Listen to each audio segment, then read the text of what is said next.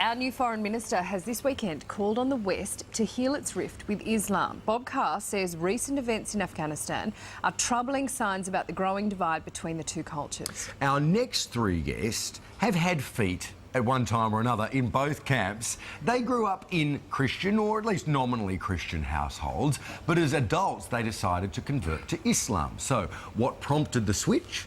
Susan Carland is a lecturer at Monash University in Melbourne. David Stanley is an electrician from Sydney, and Stacey Mohammed is a 25-year-old mum from Brisbane. Good morning to you all, and thanks for joining us.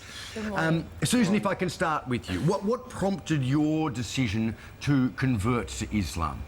I think I was a teenager when I became Muslim, and I think it was when I was a teenager I started just to have big questions about life, the universe and everything, and I started to explore lots of different answers to those questions, and much to my surprise, Islam seemed to be the one that continually came back to me with the answers that made the most sense to me.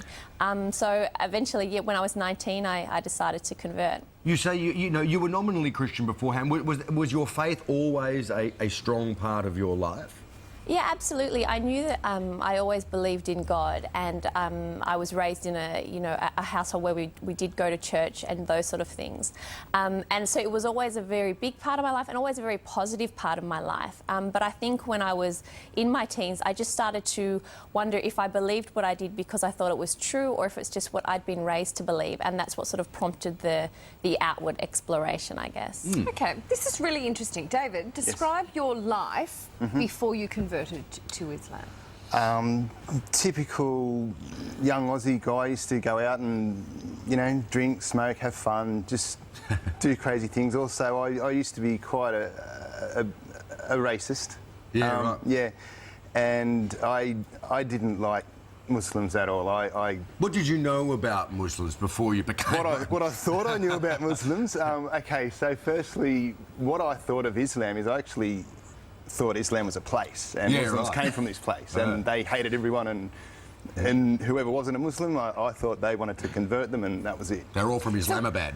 Yeah, pretty much. Yeah. What was the thing that made you go, this thing that I don't know anything about, I now want to join up to? I very quickly, within the first minute of a conversation, I very quickly realised that my perception of Muslims and Islam was completely wrong, and straight away I started questioning myself and who I was and who I thought I was, and they were two completely different people. And so looking at you now, I mean, most people have a vision in their heads of what a Muslim man in Australia looks like, and it doesn't look like you. How has your life changed since you converted? More on a personal level, physically, like looking after myself a bit better, not drinking, not smoking, which I really wanted to fix up quite some time prior to that, but I just needed that initial kick. And just being a better person, not judging people the way I used to and denied that I did. Just more look at myself and fix myself instead of worry about what's happening out there. So more thoughtful about your own life. Yeah, which then cascades throughout to other people that you interact Just with. before we need to bring Stacey in as well, but I just really want to say, what was it other religions do you think are not as introspective? There's obviously not as much focus on health, but they don't force you to be a better person? No, totally not. It just wasn't working for me. Yeah, like I tried, other things, and in my heart it just wasn't sitting right, I'm not saying anything wrong about them, just for me it didn't work. So Stacey, you also had what many would describe as a typically Australian upbringing. Can you tell us about that, and also about how your family reacted, I suppose, when you told them you were planning on converting to Islam? Yeah, my family, they're very supportive. I grew up in a very small country town in northern New South Wales.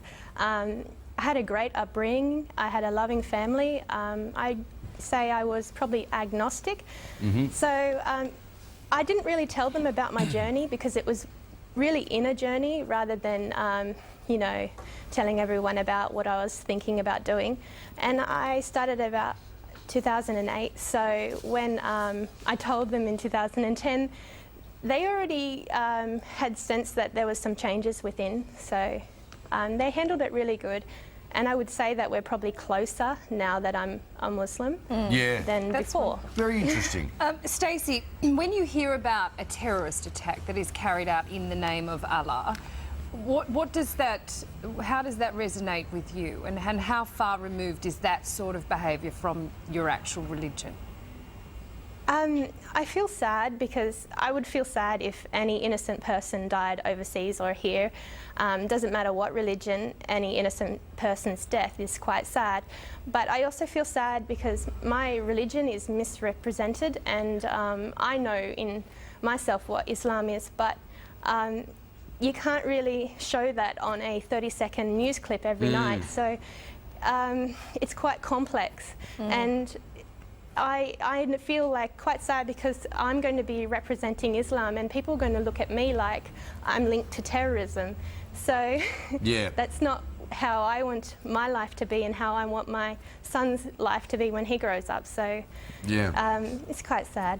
It's interesting, isn't it? You know, the media and in fact the public, I think, concentrate on the excesses of a particular group of Muslims, Totally right, regards to the treatment of women, for example, regards to you know, terrorist activity.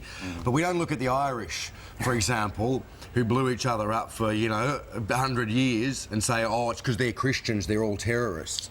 You know, we don't look at people in the deep south of America who have a very strict attitude towards the place of women in their house and feel fearful of them because of the way they treat their women, you know.